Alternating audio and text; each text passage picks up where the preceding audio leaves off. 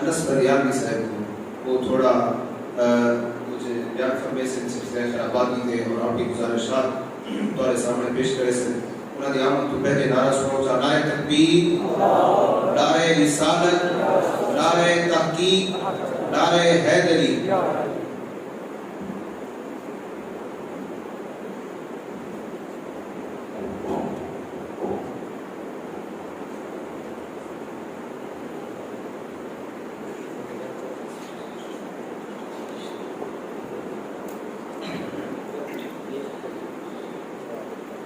حامداً ومصلياً ومسلما أما بعد أعوذ بالله من الشيطان الرجيم بسم الله الرحمن الرحيم إن الدين عند الله الإسلام صدق الله مولانا العظيم وصدق رسوله النبي الكريم إن الله وملائكته يصلون على النبي يا أيها الذين آمنوا صلوا عليه وسلموا تسليما اللهم صل على سيدنا ومولانا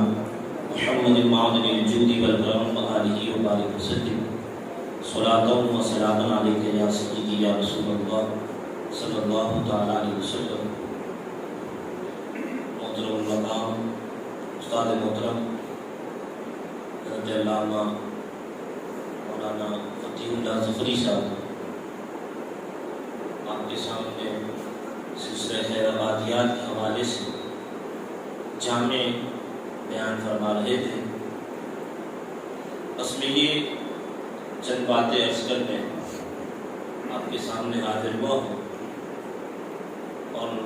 حیثیت وہی ہے جب میں یہاں پڑھتا تھا ایک طالب علم تھا، اور آج بھی ایک طالب علم ہی ہوں۔ اور چونکہ مدرسہ طالب علم کی مادر علمی ہوتا ہے، گویا کہ وہ ماں کی جگہ رکھتا ہے، تو طالب علم جب مدرسے میں آتا ہے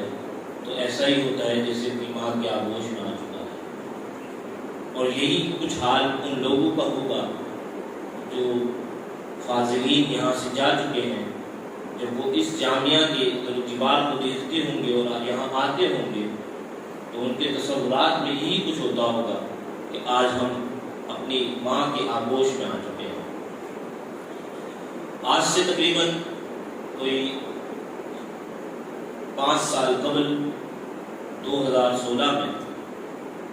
نومبر کا مہینہ تھا، اور میں نے استاد شوکت صاحب میرے استاد ہیں یہاں باہر پڑھاتے تھے، تو میں نے ان سے عرض کی کہ حضرت کیوں نہ اس بار ہم خاتم الحکماء علامہ فضل حق خیرآبادی رحمۃ اللہ تعالیٰ علیہ کو عرس منائیں۔ اگر آپ استاد محترم سے اجازت دے دیں تو ہم اس سلسلے کا آغاز کریں۔ تو استاد شوکت صاحب نے استاد العلماء امین علوم بندیالوی حضرت علامہ مولانا مفتی محمد فضل الرحمان بندیالوی دامت ظلوہ کی بارگاہ میں ہماری اس خواہش کا اظہار کیا، تو استاد محترم نے خوشی خوشی اس چیز کی اجازت دی، اور آج آپ دیکھ رہے ہیں کہ سالانہ یہ عرس یہاں منعقد ہوتا ہے، اور یہی بدن آج ایک مرتبہ پھر سجی ہوئی ہے۔ گویا کہ 2016 میں یہ عرس کا آغاز کیا تھا، اور میں خود تقریباً اس عرس کے آج 5 سال بعد دوبارہ اس عرس میں شریک ہوں۔ تو جب میں رات دیکھ رہا تھا، صبح دیکھ رہا تھا، تو خوشی ہوئی کہ ایک چیز، ایک تحریک پیش کی، اور اس میں ساتھی ملے، اور میں یوں دیکھ رہا تھا کہ اس وقت ہم نے اور ثناء اللہ بھائی ہیں میرے، ہم جو ہے وہ کمروں میں گئے تھے چندہ کرنے، تو وہ ایک منظر تھا۔ اور کل رات میں جو دیکھ رہا تھا وہ یہ تھا کہ سارے طالب علم خود لگے ہوئے ہیں۔ تو ایک خوشی ہوئی کہ اتنے بڑے امام کا تذکرہ کرنے کے لیے ہم سب متحرک ہو چکے ہیں۔ اور اس کا میں استاد محترم سے صبح یہ عرض کر رہا تھا کہ پورے پاکستان میں فضل حق خیرآبادی علیہ رحمہ کی کوئی یاد منائی جا رہی ہے تو وہ آج اس جامعہ میں منائی جا رہی ہے۔ پورے پاکستان میں کہیں بھی آج حضرت کے عرس کے سلسلے میں کوئی تقریب منعقد نہیں ہو رہی، اور اس وقت بھی نہیں تھی۔ اور اس وقت جب اس کا آغاز کیا تو یہ شرط جو ہے وہ اس جامعہ کو حاصل ہے، اور اللہ نے چاہا تو آئندہ بھی یہ سلسلہ جاری و ساری رہے گا۔ دیکھیں ہمارے علماء نے خدمات جو انجام دی، اور اس میں بالخصوص آج جن کا تذکرہ ہے خاتم الحکماء علامہ فضل خیر آبادی رحمۃ اللہ تعالیٰ نے، آپ کی طالب علمی کا زمانہ بھی ہے، آپ کی تدریس کا زمانہ بھی ہے، اور پھر آپ کا مجاہدانہ کردار بھی ہے۔ تو گویا کہ آپ کی زندگی کے یہ تین پہلو ہمیں بھی ان تین زندگیوں کو اور ان تین پہلوؤں میں اپنی زندگی کو گزارنے کا سبق دیتے ہیں۔ ایک طالب علمی کا زمانہ ہے، اور پھر اس کے بعد کئی وہ ہیں اس جامعہ کے فاضلین جو تدریس فرما رہے ہیں، اور پھر وقت مناسب پہ مجاہدانہ کردار بھی ادا کرنا ہوگا۔ تو یہ تینوں پہلو ہیں زندگی کے کہ طالب علمی کا زمانہ بھی گزارنا ہے، پھر درس و تدریس کے سلسلہ بھی ہونا ہے، اور اس کے بعد جا کے پھر وہ وقت بھی آنا ہے کہ جب ہم سے اللہ تبارک و تعالیٰ نے چاہا تو وہ کام لیا جائے گا جس کو آپ مجاہدانہ کردار کہہ سکتے ہیں۔ تو ہمارے اساتذہ کی یہی جو تربیت ہمارے اساتذہ کی رہی ہے وہ اسی پہلو میں رہی ہے کہ ہم نے زندگی کے ہر شعبے کو ایڈریس کرنا ہے، ہم نے زندگی کے ہر شعبے کو اپنے ساتھ ایسے جوڑنا ہے کہ جیسے کہ اسلام جو ہے وہ چونکہ مکمل ضابطہ حیات ہے، تو کوئی ایسا مسئلہ نہیں کہ جس پر اسلام جو رہنمائی نہ دیتا۔ استاد محترم ہمیشہ یہ فرماتے رہے اور اب بھی فرماتے ہیں کہ دیکھو ہمارا جو درس نظامی ہے، ہمارا یہ جو دین کا سلسلہ ہے، تعلیم و تربیت کا یہ جو سلسلہ ہے، یہ اس میں کوئی تفریق نہیں ہے کہ آپ یہ کہو کہ یہ دینی ہے، یہ دنیاوی ہے، بلکہ یہی دین ہے، یہی دنیا ہے۔ اور یہی وجہ ہے کہ جب ہم اسلاف کو دیکھتے ہیں تو وہ ایک ہی مکتب میں سب کچھ پڑھتے تھے، پھر صدر الصدور بھی بنتے تھے، پھر قاضی القضا بھی بنتے تھے، اور جو ہے وہ مسجد کے امام بھی ہوا کرتے تھے۔ تو ہم نے جو ہے وہ ان تمام زندگی کے مراحل کو دیکھنا ہے اور اپنی زندگی کو گزارنا ہے، لیکن باہمی ربط، باہمی تعلق اور باہمی ایک دوسرے کے ساتھ ملاقات اور اپنے مرکز سے اپنے آپ کو جوڑے رکھنا اس چیز کی شرط ہے۔ اگر ہم مرکز سے جدا ہو جائیں، اپنے تعلقات اور اپنے باہمی روابط کو ختم کر دیں تو یاد رکھیے گا، اور مرکز سے الگ ہو جائیں تو پھر ہوتا یہ ہے اور دیکھا یہ جاتا ہے کہ بندے مرکز سے جدا ہو کر گمراہیت کے دلدل میں پڑ جاتے ہیں۔ تو جو گزارش میں آج آپ کے سامنے لے کے آیا ہوں وہ یہ ہے کہ دیکھیں آج یہ جو بزم سجی ہے، اور اس بزم کے اندر جہاں طلبہ موجود ہے وہاں علماء بھی تشریف لائے ہیں، وہاں اس جامعہ کے فاضلین بھی ہیں، اور پھر وہ قریب ہے کہ پچھلے جو 60 سے زیادہ طلبہ یہاں سے فراغت پا چکے، اور اب 70 سے زیادہ مزید جو ہے ان کی دستار بندی ہوگی۔ تو میری گزارش یہ ہے کہ کیوں نہ سالانہ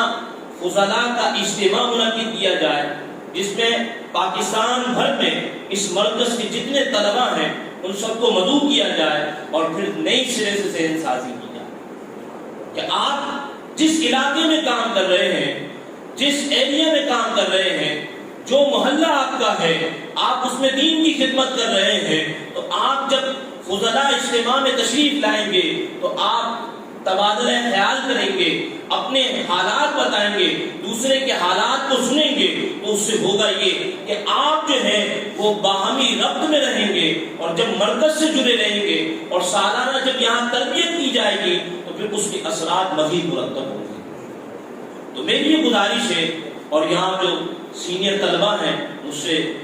بڑے فاضلین ہیں یا وہ علم میں